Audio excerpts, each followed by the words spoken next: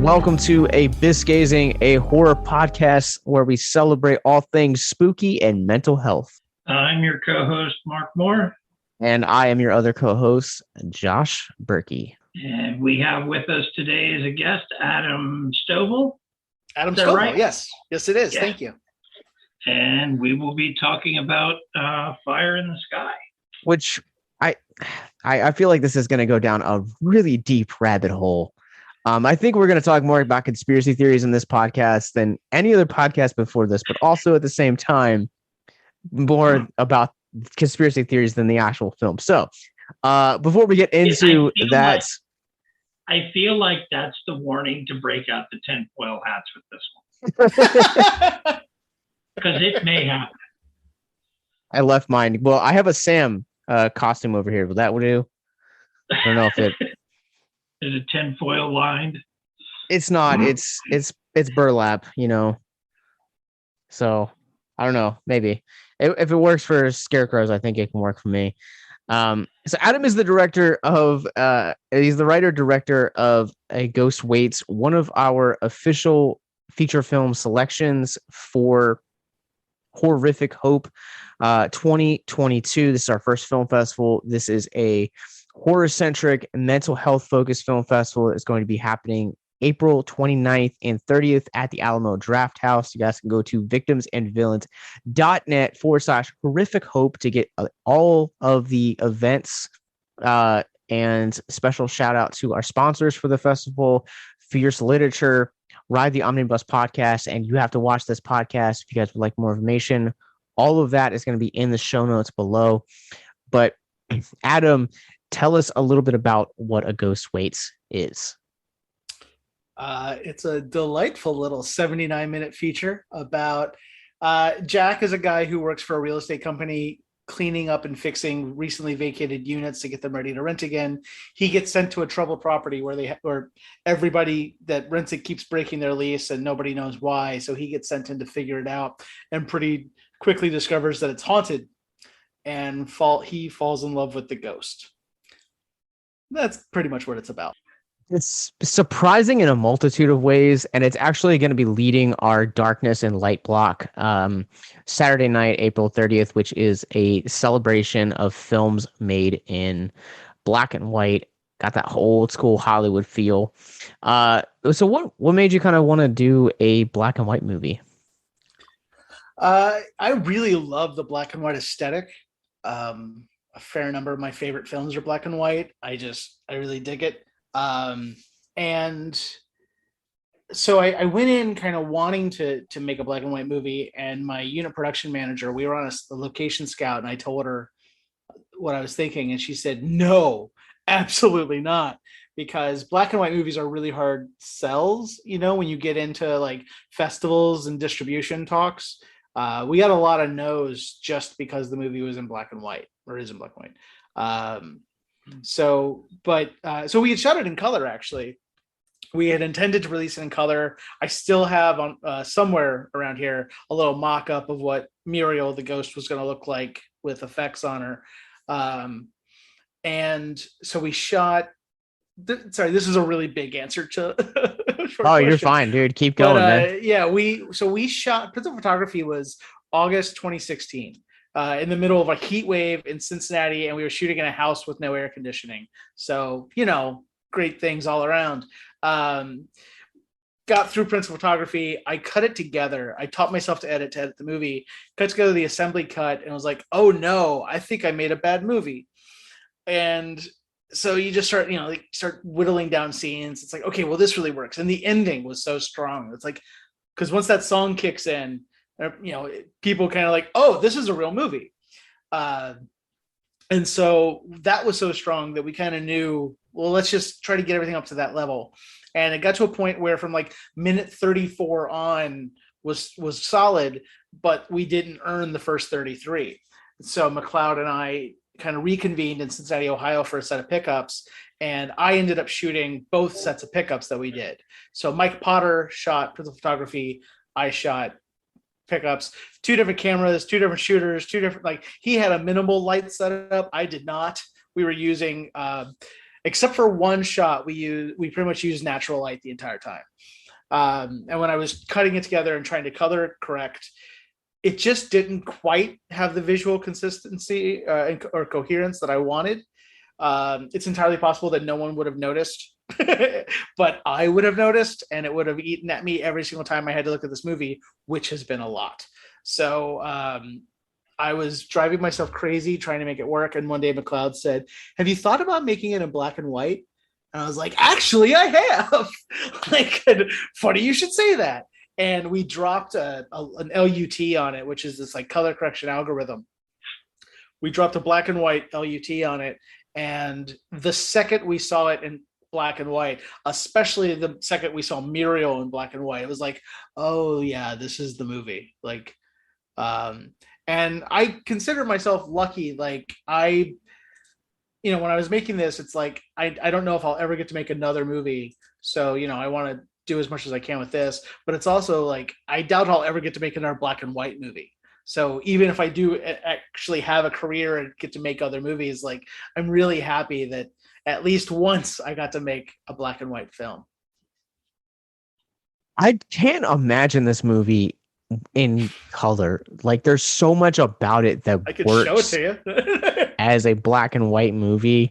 I'm almost kind of scared to see it in color because I'm so impressed by like even like Miriam's like character design. Like the way that she's lit just looks incredible, and it just flows so well in black and white, and there's such a simplicity to it and such an elegance to it that, like, I think you're right. Like, there are a lot of people that are kind of almost scared of the black and white aesthetic, but to me, I think it makes the A Ghost Waits flow and just stand out so much better.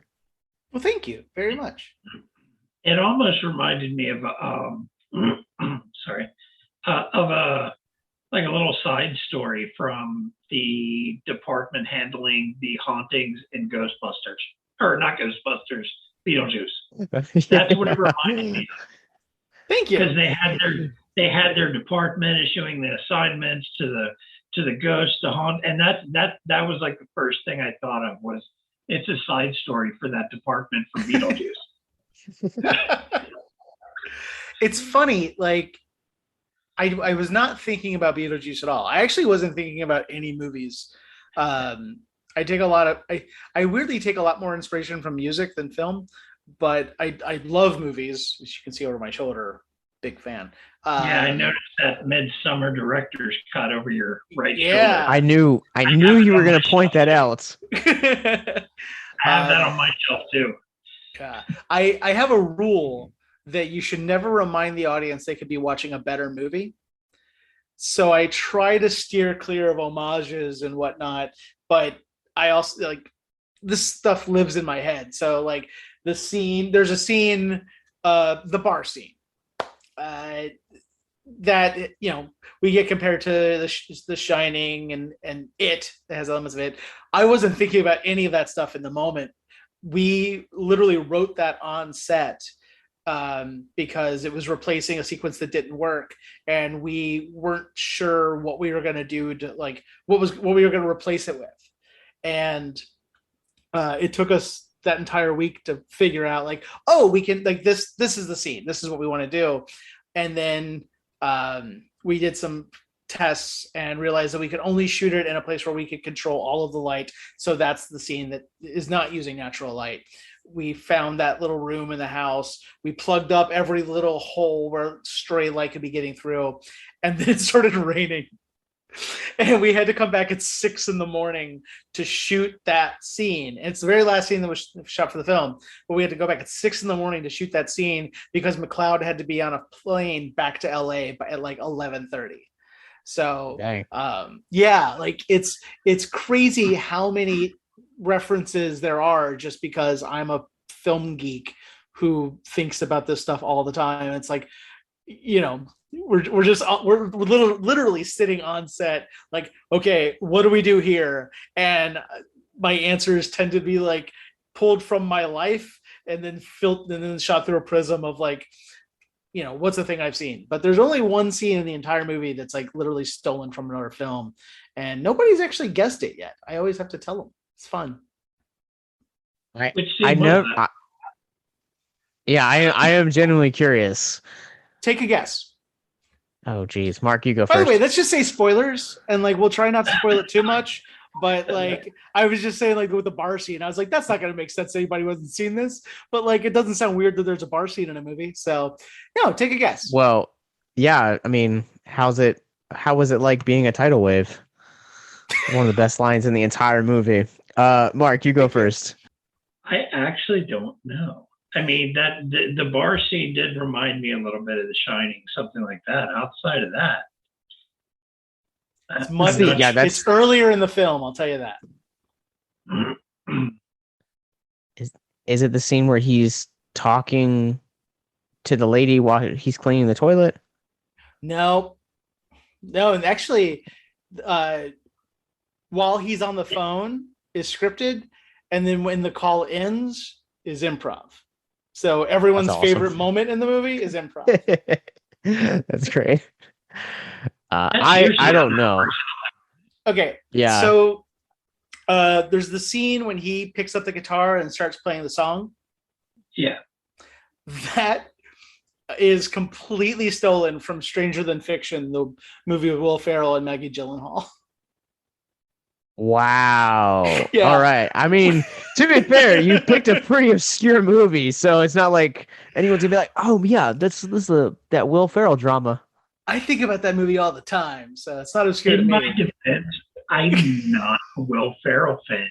Yeah. I can't think of a single movie he's done that I've liked other than Megamind. So I at least have a defense. Yeah. Step No, Brothers. like I mean, yeah, that's a Stone Cold classic.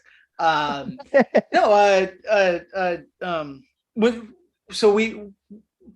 him singing was a part of the film from the start, but originally in the movie, he was just kind of making up little songs as he went through his day, and it was just not landing for people. So our last set of pickups was we have to like figure out a way to have him sing and like put more of a hat on it.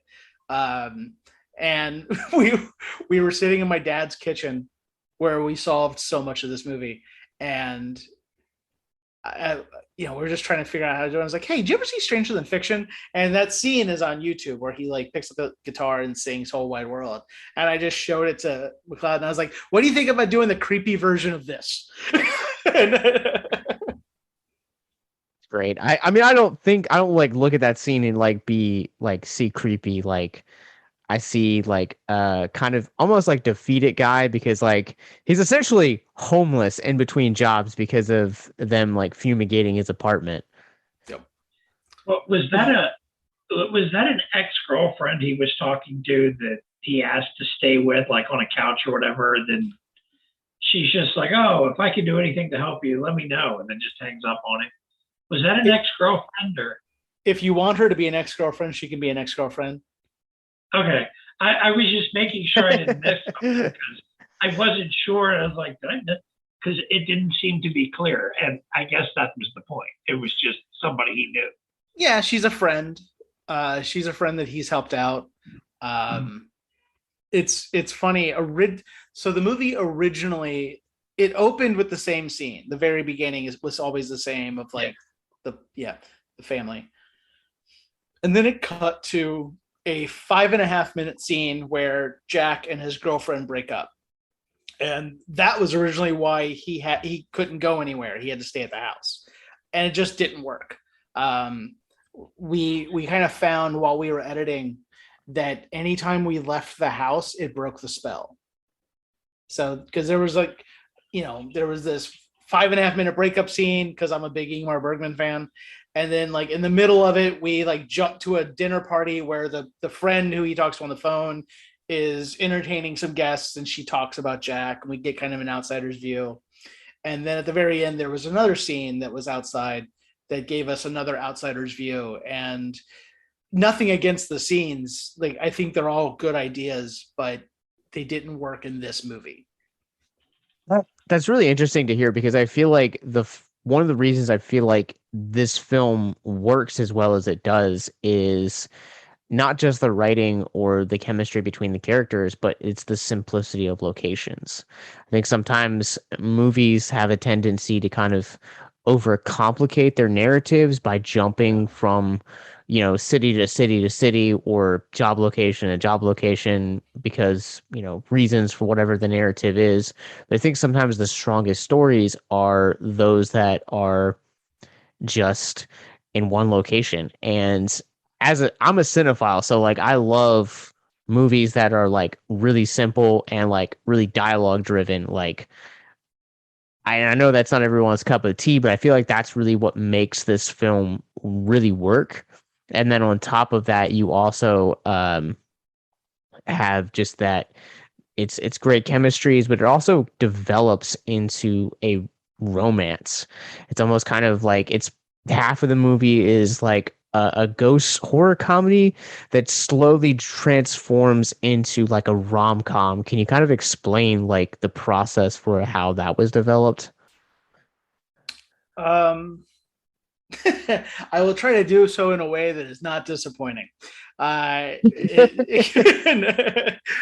be honest with you, like tone and playing with genre is a very genuine thing for McLeod and me. Both of us have seen a lot of movies. I've seen even more than he has, but it's was okay. So as McLeod would say, like when you're working at this level, all you really have is like playfulness and resourcefulness. So if we were going to try to do like a Marvel movie on our budget, it would suck because we can't do any of what they do. But like we had actually met on the set of another movie, and it was my very first gig on a feature. I was supposed to be a much lower part of the crew, and people kept leaving because they kept having a smaller budget than they thought. So I ended up the second AD, which is a very strange job to have your first time out. But it gave me a front row seat to where money goes on a set. And I remember like he and I had this very existential conversation of like, what is a movie? It's a scene. It is a number of characters playing that scene. It is a place where that scene happens and recording implements to document the playing of said scene. Anything else is extraneous. So because we knew we weren't going to have a lot of money because we had tried to raise a small amount and didn't. So it was just like, all right, let's just make something. And I like plays turned into movies. Like, I don't think they suck. I think Fences is pretty awesome. So it was very much like, let's approach this very simply. Let's not have any extraneous movement. Let's not have it, everything has to be grounded. And another, an album that was a huge influence on the movie was In the Aeroplane Over the Sea by Neutral Milk Hotel. The way that album was recorded and the way it even leaves in mistakes, Oh Comely at the end of it, that's like a 6.5 minute song that was supposed to be recorded in 2 takes. He ended up knocking that out in 1. And if you're listening either with headphones on or pretty loud on the speakers, when he finishes, you can hear someone in the booth go, "Holy shit," because they just watched someone pull off a miracle. And I just thought like, let's not be afraid of making a movie with a holy shit in it. Like, and so, to your point about like, there's comedy, there's drama, like the coolest thing to me about storytelling is that it reflects life, and life is comedy, and life is drama, and life is romance, and life is horror, and life is, I guess, sci-fi at times. And so I feel like you can actually go to all these different places as long as you're grounded in your approach, as long as it makes sense emotionally that you're following these characters. Like, suspension of disbelief is a very common thing. Like, ghosts don't exist, but for these 79 minutes, they do. So yeah, I think that's kind of our approach. Well, simplicity in general has created some interesting things. Like if in music, if you look at metal, the first black metal bands recorded with a single microphone in the middle of the room while the band played. and it formed a whole big genre to this day. And talking about Berzoom and Mayhem and those original bands over in Europe.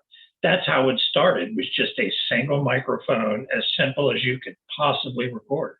And the movie was the same way. It was the house and the simple locations and small casts, and it just worked for the way it was done and put together.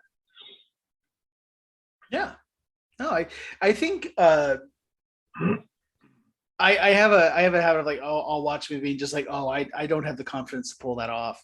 But I think our version, like what we did also requires a lot of confidence, that like we had confidence in our story and our characters, so it's like, okay, this isn't going to be the most dynamic looking movie. This isn't going to have, we thought we were going to have VFX. We now have one photographic effect in the entire movie. And it's like one of the first ones they ever devised back when like the Lumiere brothers were shooting shit. But like, yeah, it's why punk never goes out of fashion. It's why hip hop has taken over. Like if you can take those simple elements and do something special with them, the world's your oyster. If you or someone you know is listening to this podcast right now and you're struggling with suicide, addiction, self-harm, or depression, we encourage you guys to please reach out. This is the heartbeat of why we do what we do. Suicide is currently the 10th leading cause of death in the United States, and as of this recording, there are 132 suicides that take place each and every day on American soil. And when you scale back internationally, there are 800,000 successful suicides. That is one death roughly every 40 seconds. So if you or someone you know is struggling, you guys can go to victimsandvillains.net/hope. That resource is going to be right in the description wherever you guys are currently listening or streaming this. There you'll find resources that include the National Suicide Lifeline, which is 1-800-273-8255. You can also text HELP to 741-741. We also have a plethora of other resources, including churches, getting connected with counselors, LGBT resources like the Trevor Project, and also veteran hotline as well. Please, if you hear nothing else in the show, understand that you listening to this right now, have value and worth. We get it. Suicide, depression, mental health, these are hard topics, and the stigma around them doesn't make it any easier. But please consider the resources right in the descriptions below, wherever you guys are listening, because once again, you have value and you have worth. So please stay with us.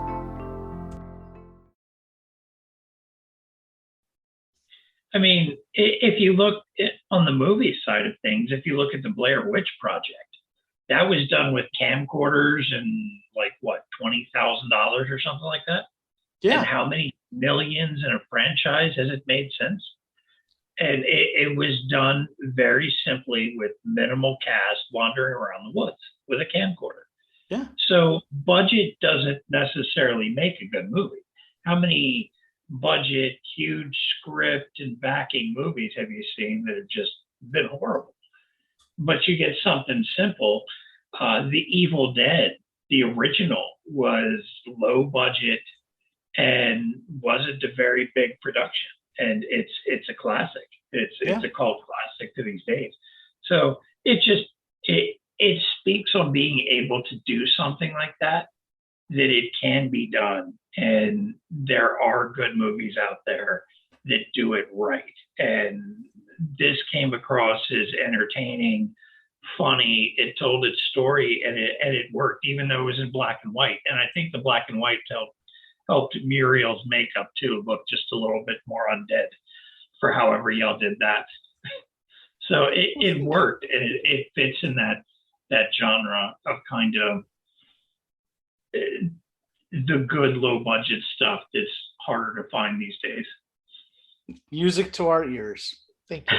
No, and this thing, like we honestly cannot believe the reception this thing has had. Like, it is a very small movie that we made for less than the cost of a base level Mercedes that I edited together in my bedroom that, you know, I mean, we didn't do any prep. We never had a script read. We didn't, you know, there were no rehearsals, like anything.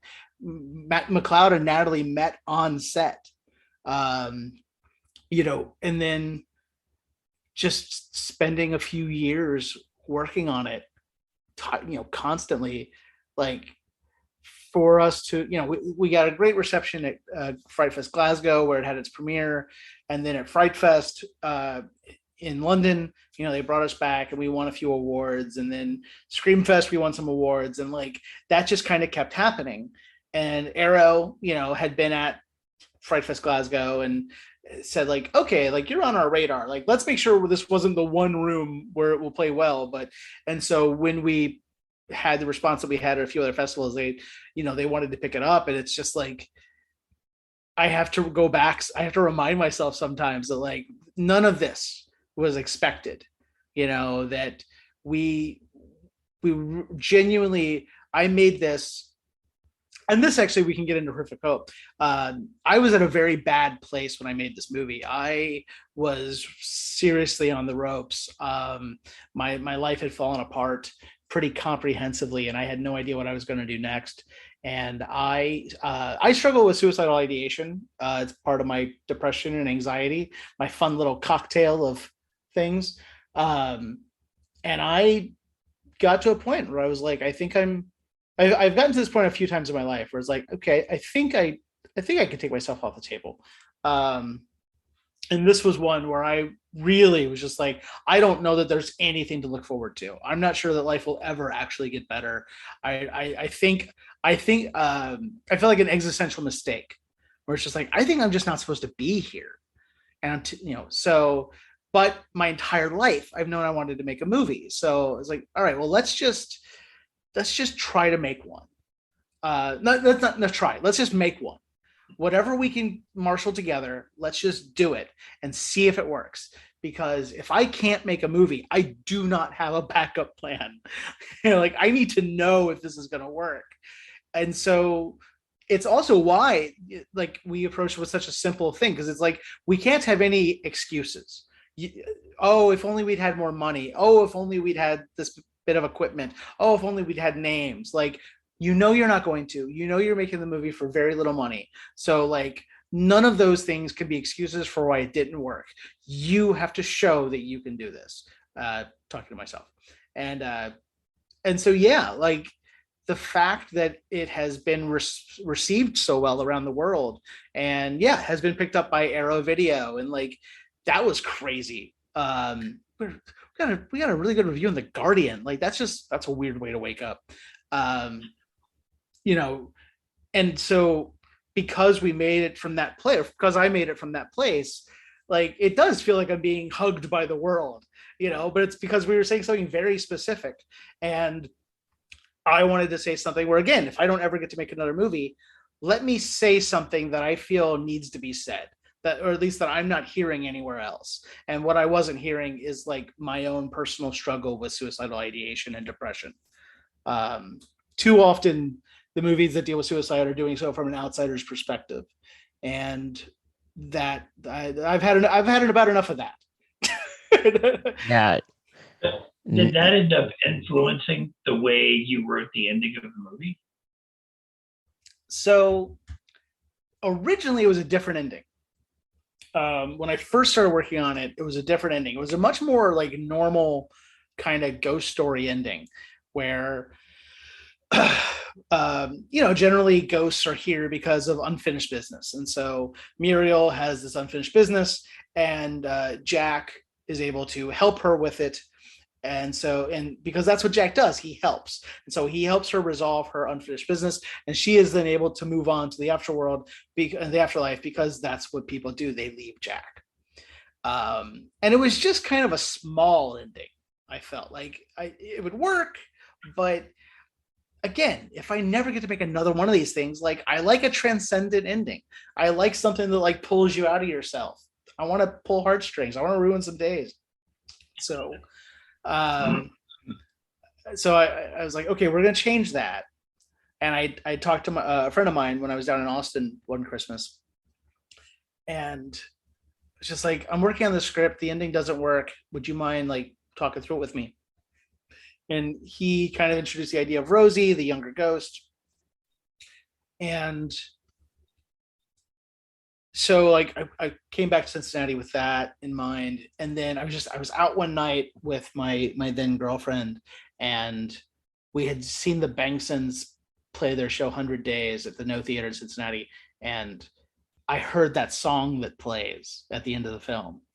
And just in my head, I heard that, and suddenly I saw the ending, and I was just like, "Oh God!" Like I like ran and got a napkin and like wrote it down real quick, and just like, I gotta get home and write this. But like, so it kind of came out of nowhere. So it didn't so much give me an ending that I wanted to write, as much as it gave me a way to write an ending I hadn't seen. You know, Gotcha. because yeah, it's like if I can at least say this from the heart, then like people probably won't be offended. Because typically, and if they are, it's their fault because this is from the heart. Typically, in a movie like this, you either end up with people leaving the house, dying in the house, and the ghost remains, or an exorcism. And that's not what this is. No. So it was nice to see a change.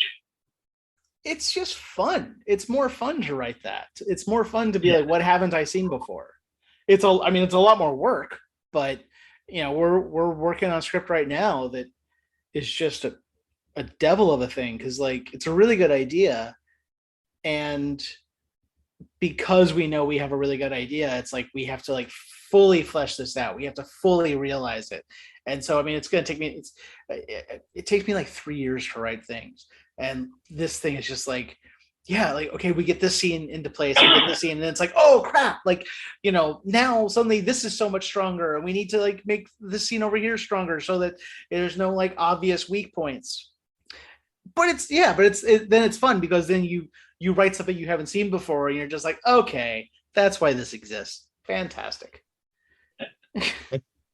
Yeah, I think the like hearing the heart behind the ending, and kind of like your own personal reflection, and kind of how you poured yourself into this, made me look at this film a second differently the second time I watched it, and had a more fonder appreciation for this, because there is such a level of vulnerability. So that's the real stuff, you know. That's like when you're hanging out with your best friend and you can say the thing that you can't say anywhere else, or like that's where the good stuff lies, is when you can be vulnerable, you can be honest, and you're not, you know, terribly afraid of being judged or whatever. Sounds like you achieved what you were aiming for with the movie ultimately, from the feedback that you've gotten from it in general. Very much so. Yeah, I remember telling McLeod at one point, this movie will never be perfect, but we can make it the best version of itself. Well, it is pretty close to perfect, with a 92% on Rotten Tomatoes. And you guys can see it on the big screen at the Alamo Drafthouse in beautiful Winchester, Virginia, as a part of Horrific Hope.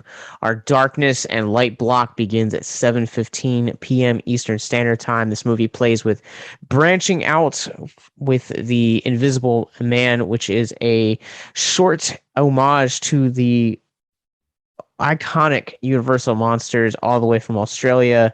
The Call, which is a Twilight Zone callback, and Portrait, arguably one of the most important shorts that this film has. The entire block is wrapping around and celebrating black and white movies and the art style that it is. So you guys can check that out. April 30th. We'll have more information in the show notes below. But gentlemen, I think the time has come to answer the lifelong question: do you believe in aliens? Yeah, I've been looking forward to this. I had never seen this movie. Wow, really? Me neither. Yeah, No, and I me neither. mentioned it to a few friends that I had to watch it for a podcast, and like universally, people just got so happy. Like these huge smiles. They're like, "Oh man, Fire in the Sky!" Like, I haven't thought about that movie in forever. My friends and I watched it like 20 times. Like, it was really fun because by the time I started it, I was already so fond of it from hearing everybody's like excitement, and I really dug this movie. I know people that have outright said that if they believed in aliens, this movie would make them scared of them. And it's not an alien-heavy film, is the thing. The way it's done, it falls in that category with like Interview with the Vampire, where Interview with the Vampire. So almost no aliens in that movie. Yeah, and this is the same. Like Interview, you're used to the vampire movie, blood and violence everywhere, but it's a drama of vampires trying to live out their everyday life. And Fire in the Sky, there's very little aliens, but the drama and the way it's done couldn't have really been done much better to make you scared of aliens.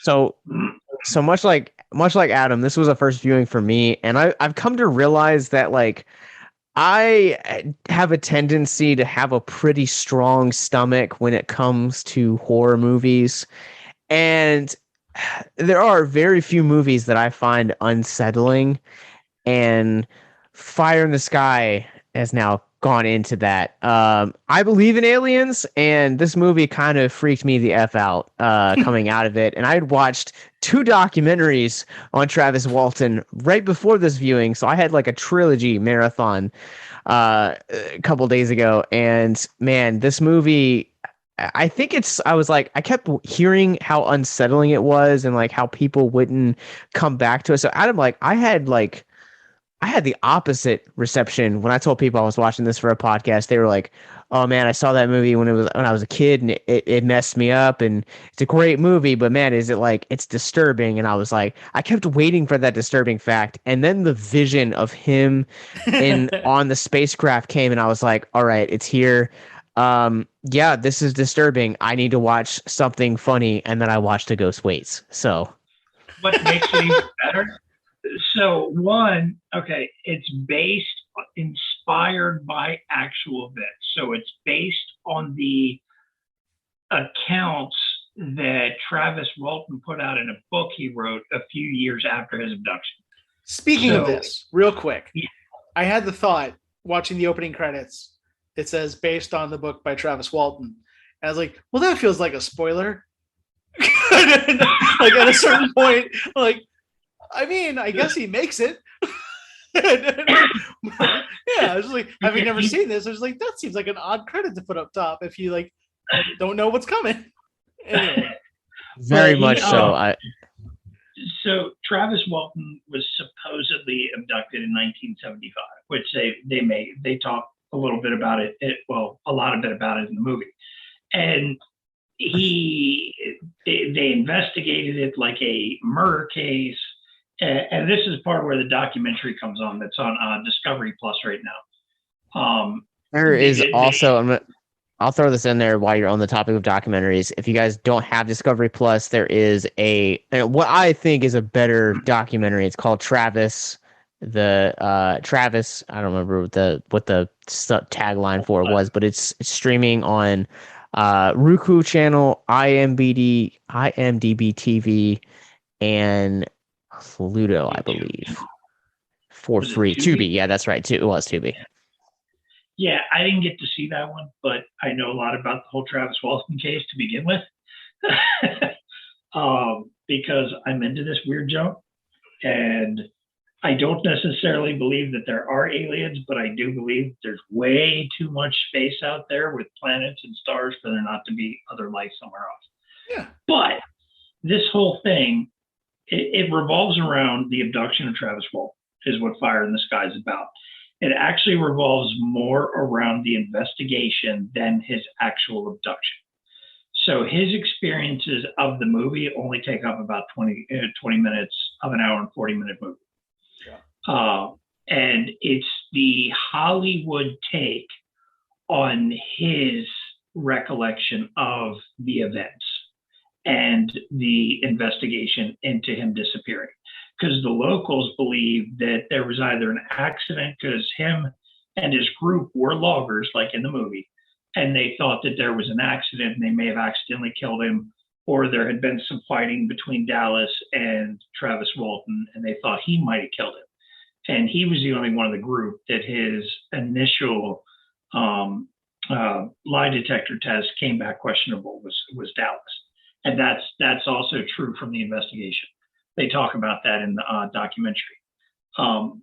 But when you hear Walton talk about the actual abduction and what he saw, that's when you get into the differences between his recollection of the events and how Hollywood portrayed it. Okay.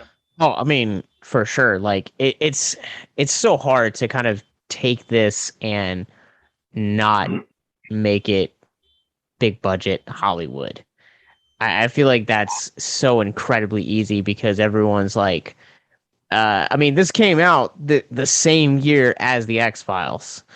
So like aliens and kind of like whether or not we believe in them or not, or are real or not, like that was like a hot point of topic in the early 90s.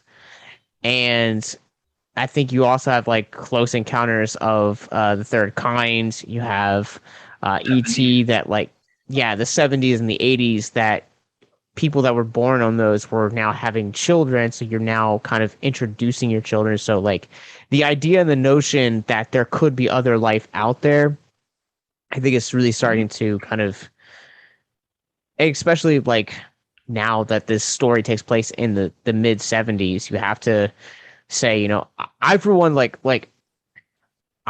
just going to put it out there. I believe the events that these guys are saying, because I'll be honest, like when this many people tell the same exact story and they have the evidence that like congruently proves that, I don't know, man, like that to me just seems like it's a pact. When there's more evidence for than against. Yeah, they even make the comment that there's enough evidence that if it was a murder trial that it would have gone to, they could have been convicted. They make that comment in the movie. I don't know. Adam, where you stand? Well, so like real quick, because we kind of talked about like the big budget Hollywood version of this, like the thing that like struck me first was I just loved how this movie felt. You know, like movies don't feel like this anymore. It felt very lived in. The texture of the image, but like, you know, where they lived, you know, the house, the bar, like everything felt very blue collar, very post-industrial small town, which I grew up around a lot of that. So a fair amount of watching this was just like, I miss these movies. Like I just do. I miss 35 millimeter photography. Everything now is shot in some fancy condo somewhere, ritzy neighborhood, and these are just like this movie. One of my other 80s favorites was Overboard with Kurt Russell, shot in, was it Elk Snout, Oregon or Washington or whatever, and it was just this podunk town, and everything kind of had that same feeling that it's a lived-in blue-collar town, like you were talking about Fire in the Sky. And like the way the characters dress, or the way those people would actually dress, they're not, you know, they're not somebody's idea of what it is, of what blue-collar people, you know, workers wear. You know, someone who's never had a job where they dirtied their fingernails, saying like, oh, we got to have a John Deere hat, we got to have, you know, the nicest flannel we can find. And, you know, it's like, no, like this feels poor. And it just makes me so happy because we almost never see that anymore. So even before I get, you know, getting into the story and like, do we believe anything happened? I just am glad this movie exists. Because more should. Like, I wish we could get back to it. And then of course, like later on, when we get to Travis's experience aboard the spaceship, like you never see that vision of an alien craft. It's always like pristine. It looks like an operating room, like everything's sterile and white and rounded, and it's all very Xanadu-ish. And I like that this was just like grimy and dirty. It's like it's a ship. Like submarines are not clean. Yeah, there's a level to it when he wakes up in the ship and he's in like that like confined space and like he finally breaks through. Like I wrote in my notes like, man, like this looks ancient. And I feel like that's really what you want, because like you're right, like I feel like a lot of like films that are going after alien motifs or like exploration, it's like, oh, it's got to be prestige. Like it's got to be like just very shiny. It's got to be chrome. And it's like, no, man, like this now what this is. Yeah. I mean, when you think about it, one of the first ones that comes to mind is the space jockey engineer ship in the first Alien. It's not all pristine and clean. It's very, don't know how long it's been there. It's kind of crusty and grimy, and it's got all the alien creations around the walls and everything.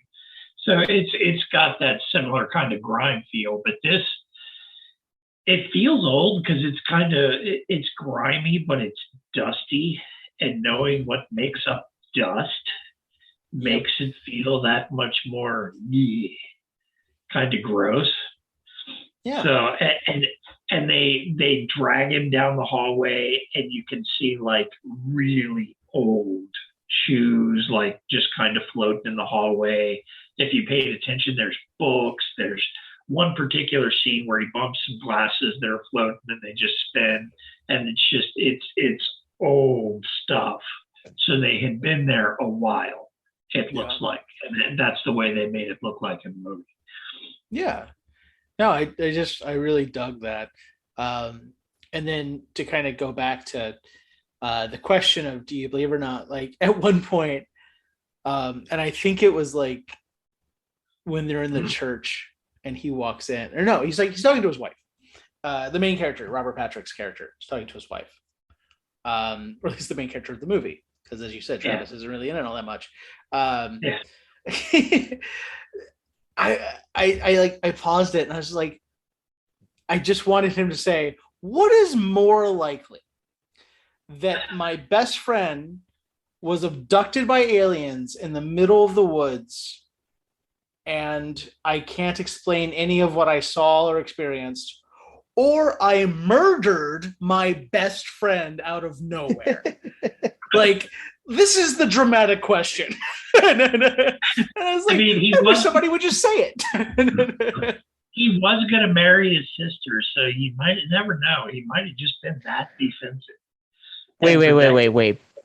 Are you saying that like he had motive if he wanted to go the route of killing?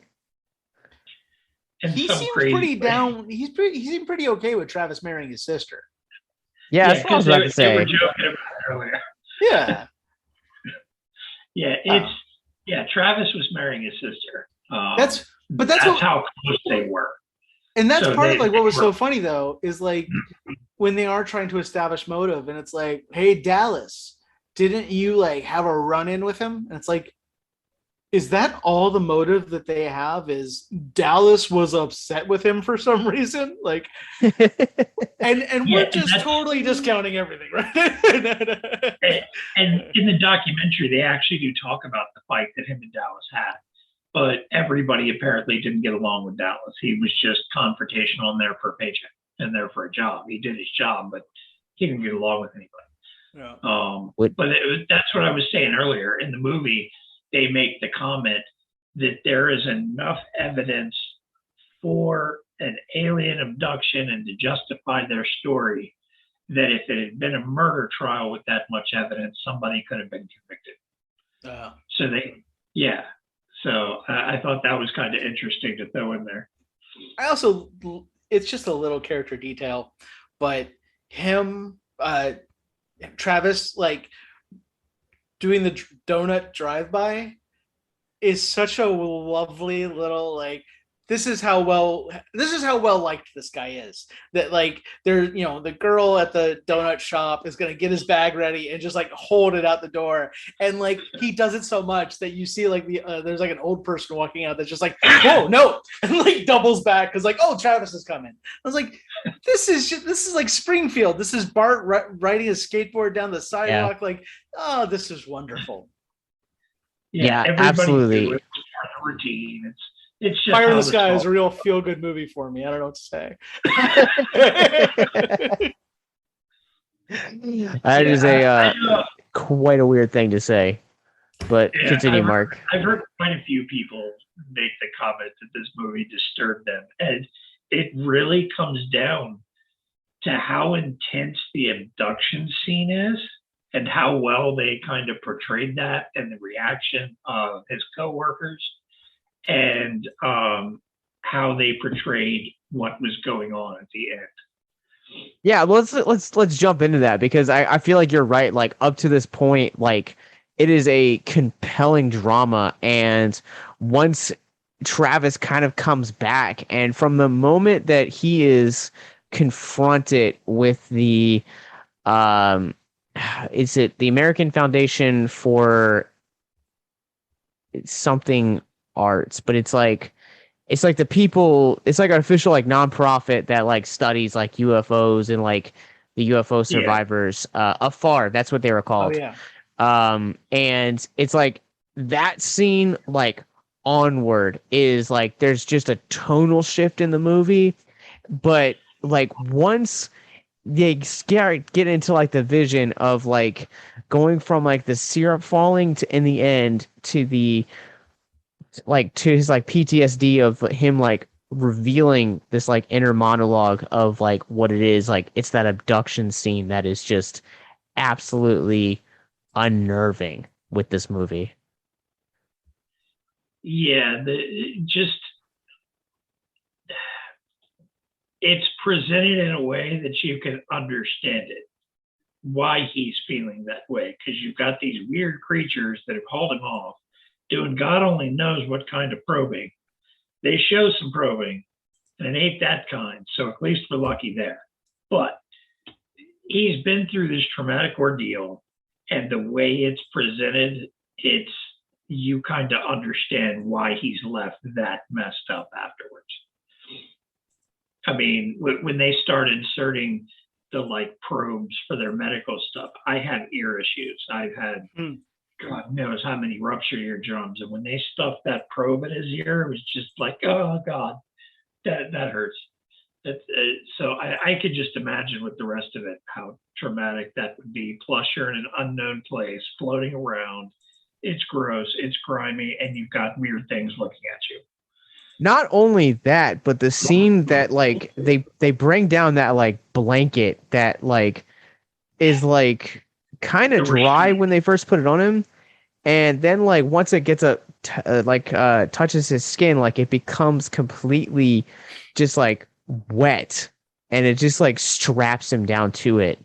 And that, I think, to me was just kind of like the point where I was like kind of freaked out. And then they started like shoving things into his like orifices, and I'm just like so uncomfortable. Like I can do body horror no problem, but man, like you get me into like that scene, I'm just like, no, thank you. It's like we had the debate a few episodes ago about Silence of the Lambs, and you were saying that you thought it was more of a thriller than a horror, even though it's classified as horror. I think that scene, that entire like 15-minute scene, and knowing that it's sci-fi and dealing with aliens is what classifies it in horror. Is because that's just, that whole 20 minutes is just so disturbing for a normal person that's not used to watching horror all day, every day. What do you want to watch? Horror. For a normal individual, it's just like, oh my God. I am not a normal individual, and I watch horror religiously, and it still disturbed me. So I don't know what that says. So I actually came to horror very late in life. Same. People, yeah, like I grew up a comedy nerd, And I mean, I watched like Tales from the Crypt and Tales from the Dark Side and Monsters and stuff, but like I was not watching Halloween and everything with my friends like so many people I know now were. It really wasn't until I was in my 30s and my sister's former husband, like I would go to visit them and he's like, it's stupid that you've never seen, Sisters. And so like every time I would show up, he would just have like all these movies ready to go. So I got like a good brother-in-law. Course. Yeah, he was great. It's very enjoyable. Yeah, I turned 18. I was just like, all right, I need to go see all of these movies because I grew up in I've said this on the podcast before. I grew up in a pretty conservative Christian household, and so like horror was the no thing we don't watch. Like my parents, like even still, like I'll talk to people I grew up around. They're like, why do you watch this stuff? And I'm just like, I don't know. I like it, man. Yeah. It's good writing. It's fun. It can be scary. It can be, compelling, and you just never know what you're gonna get within this genre. Also, but yeah, like the filmmaking of it, like a really well executed scare or really well executed gore are fascinating. Like watching someone tear a hand off and believing that you're watching the sinew break and like the ligaments kind of drag, and you're just like, man, somebody like lost a lot of sleep to make that look like super realistic. And like I doff my cap. Like Dan Martin is a great makeup and VFX artist over in Britain. He worked on like Possessor and stuff. But like, nice. It's just like, man, like I love. It's like the great thing about art. It's like watching someone whose brain does a very specific thing finally have a space to let it just run wild. It's like the best thing ever. It's very beautiful. Yeah, I grew up in, like you said, we've talked about this before. I was an 80s kid in a Southern Baptist house, but somehow I got away with watching like Poltergeist when I was like 7. So that was my introduction into horror. It's only been probably within about the last 5 or 10 years that I've taken a whole new appreciation for different genres of horror. But for the most part, horror's always been my go-to. Like, to me, the best comedy was 70s, 80s, 90s, and it dropped off. Yeah. Action movies, as fun as they are, they're essentially all the same. But horror to me is like metal, and there's like 10 million different genres. And there's something for everybody. And I love it. I saw Poltergeist when I was like 12. I was home alone and it was at night. And that is the perfect way to watch that movie. It was that. And then I saw I'd seen The Exorcist, but I was working at a movie theater that we were opening. And so like that opening week, we were just showing a bunch of different movies every night. So we were all screening like movies in every theater. And so I was watching The Exorcist, and somebody thought it'd be really funny to sneak in while I was watching The Exorcist and like scare me. And I may have lost my shit. Yeah, that's like the two most scared I've been, I think, watching a movie. So my only, and I'll share this and it ties it back into Fire in the Sky. My first time ever being terrified was not by a classic film, because I didn't watch those till probably 5 years ago or so. My actually one was The Fourth Kind. I don't know if you guys have ever seen that one, but just the dude, like just the way that they took like real footage and like the dramatized version, like spliced it together. Yeah, whatever. Look, I believe, okay? I believe in aliens. I'll be the conspiracy tin hat man for this episode. How much of The Fourth Kind was real footage and based on real events? Like the Blair Witch was based on actual events. That's my thing. Even the Blair Witch, I believe, opens up saying it was inspired by actual events. How would you guys like to help us get mental health resources into schools, conventions, and other events? Well, now you can. Simply go to patreon.com/victims and villains for as little as $1 a month.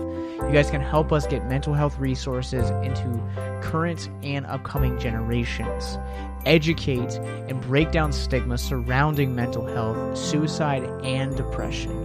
And you get exclusive content that you can't get anywhere else. And you guys can tell us which Nicolas Cage movie you want us to cover, and we'll do it.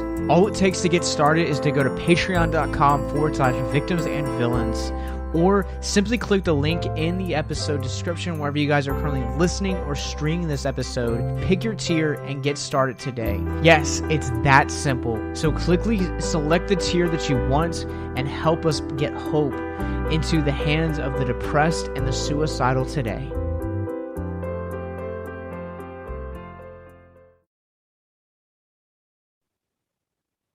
Maybe I need to go back and rewatch that. I have not seen The Fourth Kind since my like initial viewing back in like, I think it came out in like 2008 or 2009.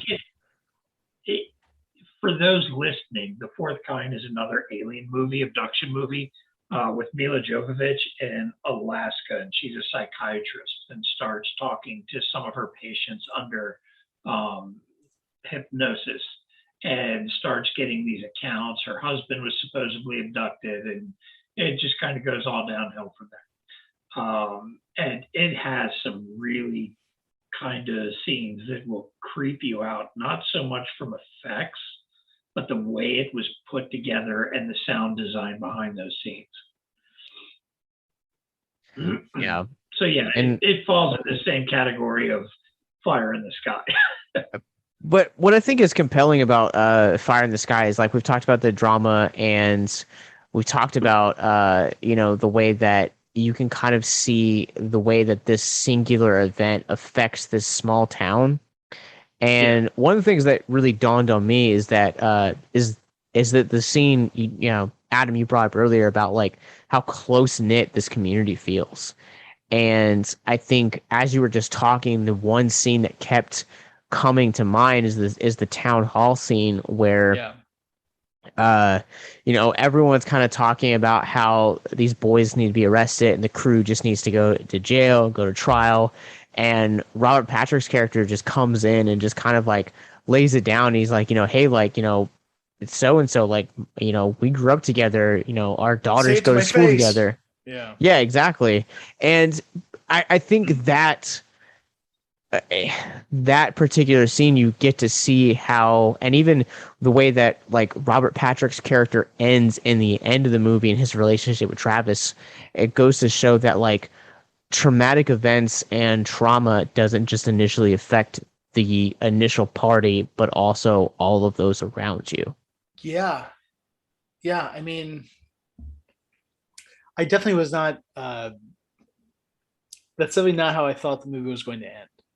But it was really beautiful to see, like, well, it's exactly what you're talking about. Like, you're fortunate if life keeps moving, but some of us can't, some of us can't get past it. And like Robert Patrick's character, it's just like, he clearly, like, even though he got his friend back, like the unbridled trauma of what happened. And I mean, and really unpack that. Like, he saw a UFO. Like, if you were just coming home from work, and you're like, I'm gonna stop at Burger King and get myself like something to eat, and you like get that, and you like get in your car, and suddenly there's just a huge light, and beings from another planet just like pop down and say hello. Your awareness of the world has just fundamentally shifted. Yeah. And so like it's what's so fascinating about like how this story is told in the movie is like, because it's not Travis's story, but it's the legacy of Travis's story, that like Travis is the one that didn't come back. And so, what's more likely, that the world as we know it is far more bizarre and has beings on different planets, or that those guys killed that dude. Like, it's a much smaller explanation, so it's much easier to get your head around. But like, Yeah, and even on the outside, it's like there's no way that happened. Like that is all Robert Patrick is hearing is you killed your friend, you killed your friend, you killed your friend. Like, of course he's not going to get past it. And there's so many parts of that. Does he, because talking to his wife, well, you see how that relationship is kind of dissolving as it goes because he can no longer be the husband to his wife because there are aliens. Fair point. And to that credit, like you see, like their marriage is kind of like on its last leg, anyways. And I think this was kind of the straw that broke the camel's back initially because they divorced 1 year after all of this stuff happened. And I think that for the most part, like if you have like say you get into a car accident and you're traumatized by that, that is a group of people that are sharing that collective thing, that collective experience. And for these 6 guys, like, yeah, like 5 of them stayed in the car and were like traumatized by the fact that like we're not alone in this world. Something just happened that we can't explain. But then also you have Travis that is just broken to the point where like when he comes back, like he can barely speak, he's almost borderline a mute. And he has like a panic attack that breaks him down in the kitchen, and he's constantly having these flashbacks. And so I think, Mark, do you remember when he actually like wrote the book? It was just a few years after the events. It wasn't long at all. So like he's like still processing everything, but it eventually it still took time. But yeah, like alien abductions, like I think that these are really weird traumatic events to kind of analyze, because from a mental health perspective, it's like, is what you're saying true or not? Yeah, it was because some of the events were actually done where he recalled through hypnosis and hypnosis therapy, which has its own kind of questionable history. But yeah, it wasn't too long after that he wrote the book. I'm trying to see if I can find it. But this Fire in the Sky, Victims and Villains in Abyss Gazing, it's what we do is bring things attention to mental health and suicide awareness and things like that. And out of all the movies we've covered for Abyss Gazing, I think Fire in the Sky is the one movie that really encompasses everything that Victims and Villains and Abyss Gazing tries to do, because it deals with the mental toll on his coworkers and friends and family, as well as seeing the aftermath of him dealing with a traumatic incident like that. Yeah, so the book was actually written in 1978, so it was 3 years afterwards. It has been released 3 different times. The last one being Fire in the Sky, The Walton Experience. The Walton Experience is actually the name of the book. But yeah, Mark, I absolutely agree with you. I think that this is a story that encompasses so much of humanity. And I think sometimes, like, one of the things that, like, when we first started Victims and Villains, we still have some of these. So if you're listening right now and you want to grab it, just slide into our DMs and I'll mail you one. But we have like T-shirts that are it says "Hope is out there," and it's a UFO beaming its light down. And the reason why the reason behind that story and the design is because like we treat mental health almost the way that we treat extraterrestrial or other intelligent life, is that like there might be evidence out there that it exists, but we ignore it. And I think that, we really wanted to break down the conversations and say, all right, well, mental health is real. It's something that, we have evidence for, studies for, resources for. It's something that we're all affected by. And I think to the same degree, like, you know, what Travis ends up going to, like, this is a story that could literally be anybody's. Well, and also kind of to go back to the marriage at the center of it, Robert Patrick's marriage with his wife, like a thing that I loved about it was that she doesn't believe him. You know, like he doesn't come back and he's just like, aliens, and she's like, well, guess there's aliens.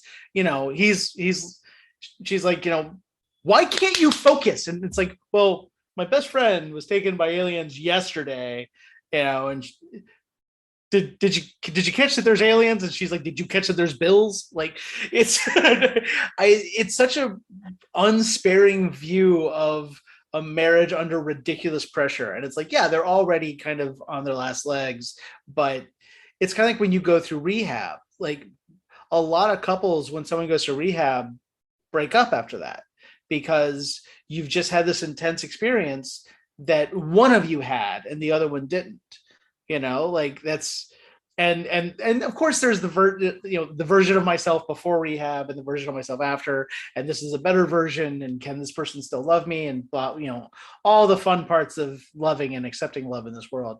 But like, yeah, I think it's not something that, I think it's something that we don't talk about enough, of just like how hard it is on a relationship when anything gets thrown on top of it, be it aliens or whatever. His wife even indirectly implies that she thinks they murdered it. Yeah. She doesn't come directly true. out and says it, but she implies it with the way she answers a certain question. That was the moment. That was when I was like, hold on a second. Is the question like, does she have an easier time believing that he murdered that dude than that alien show? Like, I don't know. I like to think I wouldn't jump to murder that fast, but you know. That's one of the weird things too. Like I opened up this episode with a disclaimer talking about the fact of potential rabbit holes. But Mark, you said something earlier that you don't necessarily believe in aliens, but you believe that there's intelligent life out there, and I think that that's worth exploring for a few minutes because, like, I don't know, like the universe is so vast and it's ever expanding. Like, I think what's the statistic? Like, we know like 5% of what's underneath the ocean. Like, I would say that we probably know something very similar to like outer space. Like, we're constantly finding new constellations, new stars, new planets, new black holes, new wormholes. Like that, it just kind of goes on and on and on. And I believe that we'll be studying that until the end of time, or until the ending of Interstellar becomes real life and we find, you know, we just happen to move planets, you know, whatever comes first. Let's really hope it's not the Interstellar ending. What was it? Jodie Foster in Contact was the first time I had heard that. I'm trying to remember how she said it, but there's essentially innumerable amount of stars, that the galaxy is infinite, and there's an innumerable amount of stars, and around those stars there's an immeasurable amount of planets, and it's a mighty big waste of space for us to be the only one with life on it. Yeah, I mean, essentially. We don't have to go down this particular rabbit hole, but like that also begs the question of block universe versus intuitionist mathematics. Block universe says that all the matter that will ever exist has always existed, that we are pretty much a fixed thing. It's just a vast thing. And intuitionist mathematics says that can't be the case. That matter is created and destroyed. So yeah, it's why like we will never actually have answers to these questions, even as we have this rapidly expanding knowledge base of what is out there, and even as we come to understand God particles, and the fact that like quarks are happening, and like it's amazing, but like yeah, it's never actually knowable, and which I think kind of speaks to it not being a block universe. But yeah, well, so let's talk about that for just a few seconds, because like to your I don't know if you guys were planning on bringing this up, but like, you know, for so long, like it was this conspiracy theory that like, do aliens exist? Yes or no? Is there other intelligent life out there? And if so, like, have they been here? And you know, I think that answer is like kind of like still up in the air, but like we now have like legitimate proof that like flying saucers and like UFOs are at least a thing because the government kind of low key acknowledged it. And you've got some of these military videos that have been released, but there's also debate about whether how legit they are, whether they're radar anomalies and artifacts, things like that. Like you have one of the most famous recent ones is the Tic Tac UFOs. They had them. I can't remember the general's name, but he's done a few interviews about it, and it was just these like Tic Tac shaped UFOs came up out of the ocean, and they tried to follow them, and they were just doing all kinds of weird maneuvers that aren't possible in man-made crafts. So that's one of the more recent ones that's pretty famous. Chad Underwood is his name. I haven't heard about this. Yeah, that's the general you're referring to. Dude, I'm deep into this. I know. I feel like you're being pretty tame for this episode. Oh yeah, I warned you because I'm not trying to get hauled off in a padded wagon. So I mean, I was prepared for this episode to end with that ending, though. But then you get into the look outside your door and you will find. Adam called him 10 minutes ago. Then you get into like Bob Lazar and his accounts of things he saw. He supposedly worked. Was it Site? I think it was S3, S4, right there with Area 51.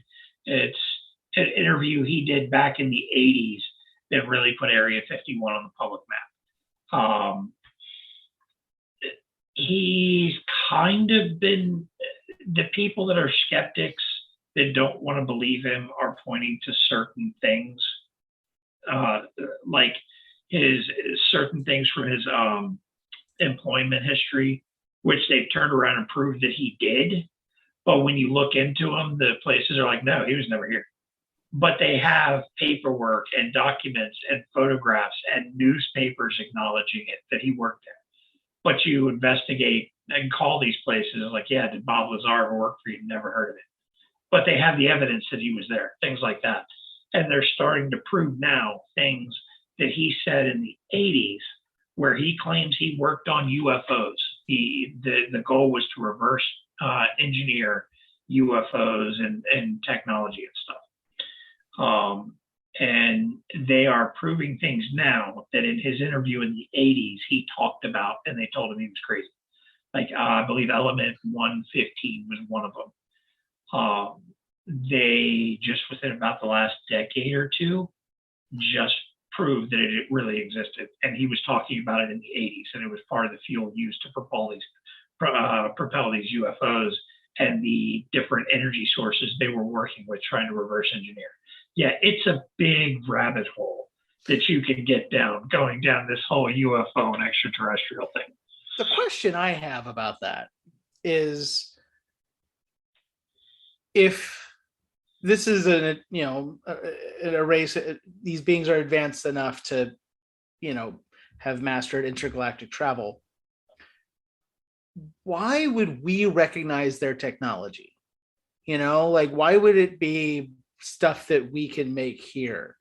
It's one of my favorite things about the movie Annihilation is that they put so much effort and thought into a truly alien race that, they would not look like anything that we would recognize. They would not look humanoid. Their technology would not be like ours. Like, it would all look completely alien to us.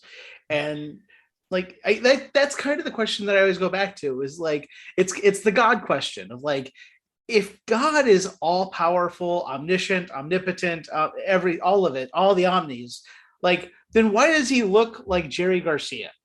If like, but it's what we do. We always have to couch things in terms that are familiar to ourselves in order to talk about things. But then, like, we, by doing that, make it smaller. And I think it's why. So, it's if you're studying quantum mechanics, you have to kind of let go of the idea that you're going to recognize what you find. Sorry, go ahead. So one of the explanations I saw with that, so part of it is according to Lazar and some of the other scientists, they can't reverse engineer some of this stuff. They just don't have the ability. So what happens is there's certain protocols and things in place, supposedly. Again, I'm telling you from interviews I've seen with him and other people that have supposedly worked on this stuff. They put the project away, and like every 10 years or so, we'll pull it back out to see if with modern technology, can they reverse engineer it at that point? And if not, then fine, put it back in the vault. We'll work on something else at that time. That's one of the explanations I heard for that, to know everything cannot be recreated because we simply don't have the means. Yeah. And part of that was like the drive that Lazar was supposedly working on was a gravitational drive. And he said when he first got there, everybody had partners. They weren't allowed to talk outside their specific people that they work with and everything like that. And the guy told him, yeah, I'm going to turn it on. You try to put your hand on it. And it was one of the propulsion engines. And he said you couldn't do it. It was like trying to push two magnets with the same polarity together. You can't do it. Yeah. And they worked on it for a while until he got himself fired and investigated. And apparently he still will randomly get raided by the FBI every so often as kind of like a we're still watching you kind of thing. But one of the other explanations is we grew up on this planet with water, carbon-based life forms, whole 9 yards. We know our planet to an extent, except the bottom of the ocean.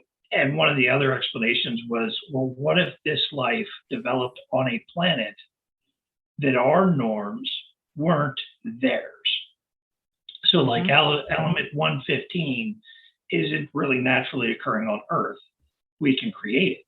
But what if they came from a planet where element 115 was naturally created and their start of technology was based off that, where ours is based off like gasoline and hydrogen and stuff like that instead? That's why it seems so different and much more advanced. It may be compared to us, but it may be also where they had a starting point to begin with. No, that makes sense to me. So they talked about this in the documentary a little bit, to your point. I think, when you talk about the, if they truly are alien, why would they be so familiar? And I think, to me, the reason why I think is because we've kind of saturated it and parodied it to death about what we think aliens are. And like when Travis talks about like the alien beings, they are kind of the normal kind of the way that we imagine aliens being, little gray men. I think he said they were about 3 feet to 4 feet tall, and then had like really black eyes. The way that the movie depicts them is that's kind of almost like a spacesuit almost. And which I've seen that talked about in other supposed reported abductions, that they're called the Greys. It's the most common sighting is the Greys, the little short guys with the bulbous head and big black eyes. And I've seen some reports of other abductions that they talk about the Greys. It's actually a suit. I think Lazar may have mentioned it at one point in one of his interviews. And some of the others I've seen have given that description that that what we're seeing is more of a suit than the actual creature inside, that the creature resembles that as well.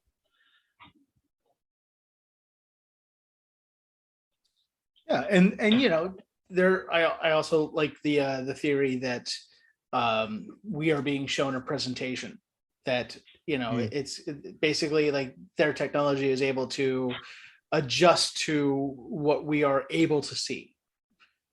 So instead of like, I'll go back to Annihilation because it's a great example, but like that bulb, that sphere, that ever-moving mathematical sphere, you see that, like, there's no, like, I mean, I don't know how you react to that, but little gray men, like, oh, okay, these are aliens. So I like the theory that they can kind of tell what we're able to see, what we're able to understand, and like play to that.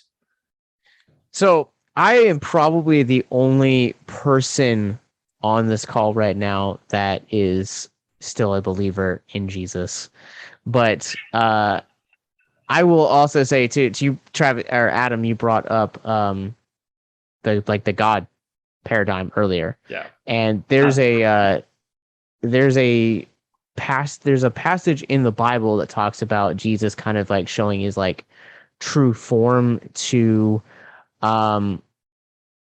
two of his disciples, and it's basically just like light that's essentially so bright that they became afraid and kind of saw past prophetic figures from the Old Testament. And I'm almost curious if like the way that like we interpret something like aliens or like God, the way that we interpret it is because our minds are, what if our minds are either too small or too scared, and so we revert to something familiar? Well, I think it's one of the most fascinating things to come out of COVID. The lost year of 2020, when we were all stuck inside our homes, you really saw like, I kind of realized that like life is how we experience time. Like life is how we mark the little bit of time that we get. And we fill it with stuff that matters to us, whether that's going to the movies, whether that's going to church, joining the army, joining the priesthood, whatever it is, working in logistics. But it's habits and routines. It's, I go, this is my neighborhood bar, this is my coffee place, this is my office. This is where I like to go on vacation. And when you strip all of that away, and all you are is the person that you are when you wake up in the morning and go to bed at night, like between those two things, like that's it. People freaked the hell out when all the trappings of their life were taken away. I live in New York City, so it was felt very acutely here, where people like move here to not be home. They move here to be out all the time, and suddenly, they're stuck in their closet of an apartment, and everything is bad. But it's fascinating to me, and I think when we need to start getting ready for it, but like, it's such a great thing to unpack. Like, who are you, versus, because it's like, what I do is who I am. I think, therefore I am, like all these things. It's like, no, at the very core, like you're a sack of meat that marks time. And how do you do that? Religion is something that we, that I mean, obviously it was created by man. I don't think there's any real disputing that. It's because religion is a structure of belief. And whether it's science, magic, belief, faith, all these things, it's a hell of a world to get through, and very little of it makes sense. The world is chaos. So like anything that makes it more tolerable for you, cool. I am not a believer anymore. I was raised in the church, but I fell away from that. But I don't judge anyone for whom faith is a core part of their life, because I have movies, you have church. Like, movies help me make sense of all the crap that's raging around me. Sure. But yeah, like when it comes to this stuff, if it's aliens, like I think we need to have things to believe in that we don't understand. And we either take solace in the fact that we don't understand them, or we construct a language that breaks it down into ways that we can understand something that is simultaneously bigger than we can ever imagine. If that makes sense. Yeah. And I also want to like put a asterisk next to my previous statement. I kind of went off of what you were talking about, how you kind of talked about the God paradigm earlier. And I don't want to feel like I'm like trying to like come down and like be like holier now or like preaching to like you or any of the listeners. So I'm just gonna get in front of it before cancel culture, comes and knocks on my door. Not that our podcast is big enough. We've had this conversation, me and you, before, yeah, where we went off on a ramble about being the more worldly of the group.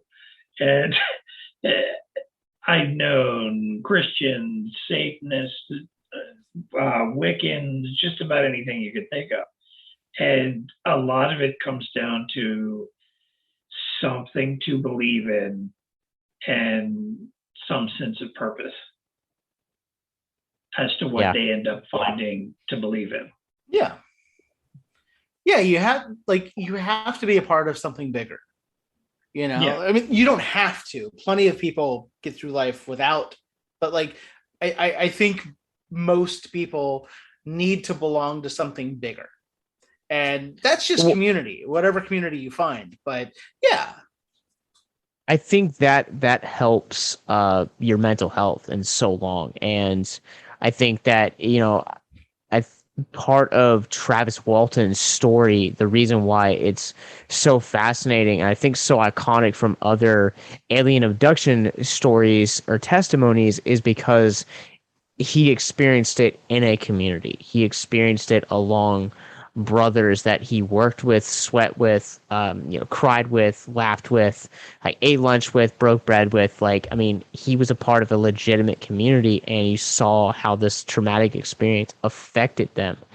And that's always been kind of one of the vision statements for victims is that, community is important because, let me rephrase that, the right community is important because it's going to impact your mental health in profound ways. And I have, I have my church friends that I hang out with communities, and then I have people that are cinephiles, horrorphiles, comic book people, just nerds in general. And I think that you need to have like a general, being well balanced in communities as well, not just being isolated to just one specific crew, because you never know where one experience from, community A will affect the people in community C.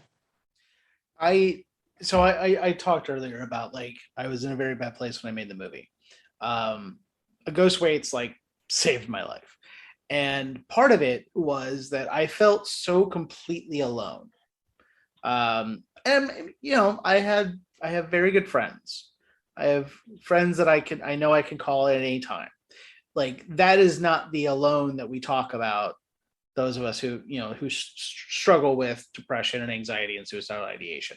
It is not the, but like I would have talked if if you need help, just let me know. It's like, that's not what we're looking like. That is not what I need, because it's not, the call is coming from inside the house, not outside the house. I'm struggling to accept love because I don't know how to process it. And through making the movie and working with McLeod and becoming closer and closer friends as we go, to the point now where like he's absolutely my closest friend in the world. In that way, that like tangible way where you like tell your best friend things that like you would not tell literally anyone else in the world, and you kind of can't believe you're saying out loud, but it's just like, well, why am I hiding behind dignity? You know too much. It's making this thing, and being afraid that I was on my own, and having it received, being in that room in Glasgow. And beyond that, like people really keying into the message of A Ghost Waits, where not only am I not alone, but they're not alone. We have each other. And I think Dan Harmon said, like, if you just go to the roof and scream, like scream in your language. And eventually someone else will hear it and respond who speaks that language. I remember telling McLeod, like, we made a movie for 9 people, because like, it's like, no, if we can't afford to do anything, let's say something very specific. And I think that is where community comes from, is like, there's plenty of meetups. There's plenty of groups that are there's plenty of Facebook groups. There's plenty of stuff where like, oh, you also love the Goonies? Let's hang out. But it's that, like, it's 3:30 in the morning. It's dark.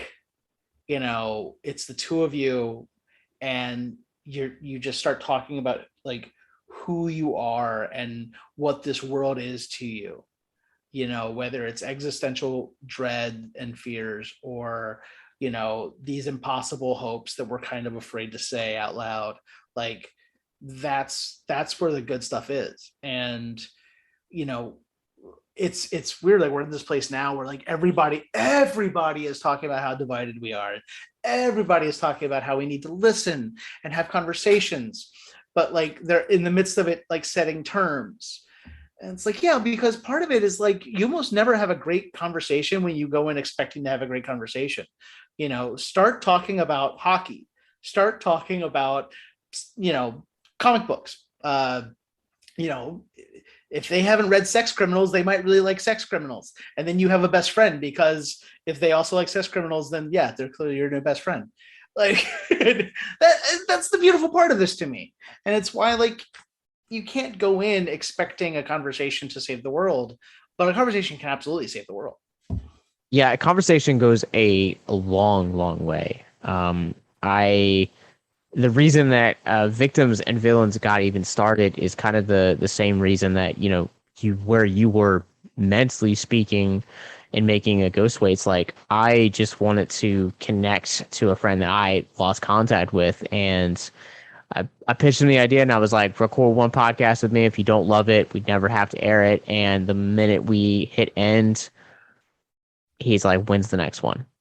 And so it just kind of grew from that. And, now this platform has given me some of the people that I hold dearest in the world to me, as far as like, people that I hold in my corner, Mark being one of them. And, I think that it's been such an improvement to my own mental health that you're just like, wow, man, like, you have those people that you can talk casually with, but like once you kind of dig in the trenches with someone, it completely changes the dynamic of those relationships.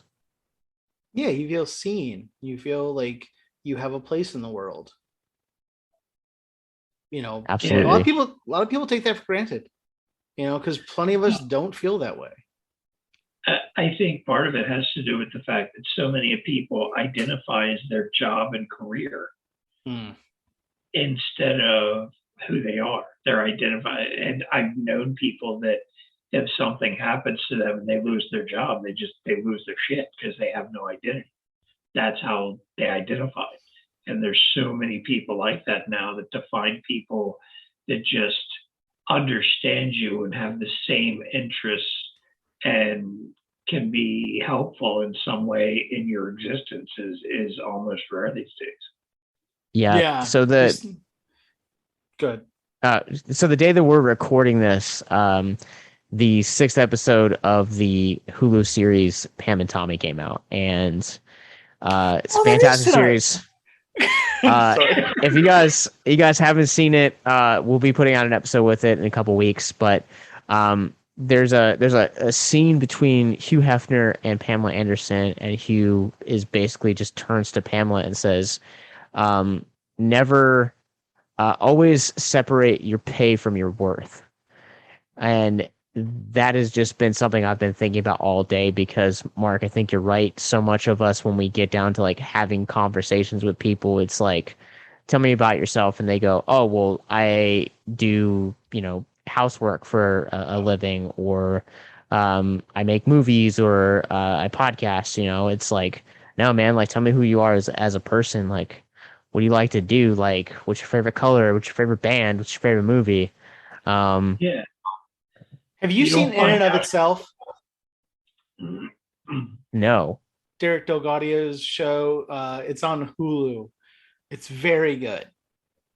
And there's I'll have to give it a shot. There's a device in it where people would arrive and there's all these cards and it's, I am an artist, I am an accountant, I am a liar, I am a storyteller, I am a mother, I am a father, I'm a bitch, like it's all these things, and it eventually is used in the show, but it's about, you know, what are we, like, how do we form ourselves, you know. And it's funny because, like, you've seen A Ghost Waits. Like, as I'm writing this next script, the other day I was just like, I you know, somebody in the script asks, "Why do you do what you do?" And I was like, "Oh man, like I'm gonna spend my entire career asking this question." Dang, yeah. Well, I think right there that is going to be a good place for us to go ahead and stop it. Tweet to us and let us know whether or not you believe there's life out there. I want to continue this conversation past it. You guys can check out there. You guys can check out Ghost Awaits. Like I said, it's going to be playing with branching out with The Invisible Man, The Call, and Portrait 7/15 on April 30th.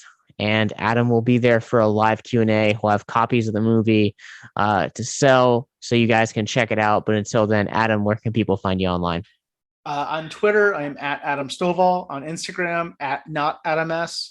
And if you want to go to aghostwaits.com, we have a merch store. We have, like, there's all, you know, if you want to buy the movie, it's available places. But like, that's a pretty good resource for things that are happening with the movie. Yeah. And McLeod at McLeod Andrews, MacLeod Andrews. And then on Instagram at Brasswall. And both of us are, you know, we respond. And so, you know, let us know what you think. He's yeah. So we're around. All right, Mark, where can we find you? As always, I have my Instagram for painting miniatures and being nerdy. Titanium Juggernaut painting.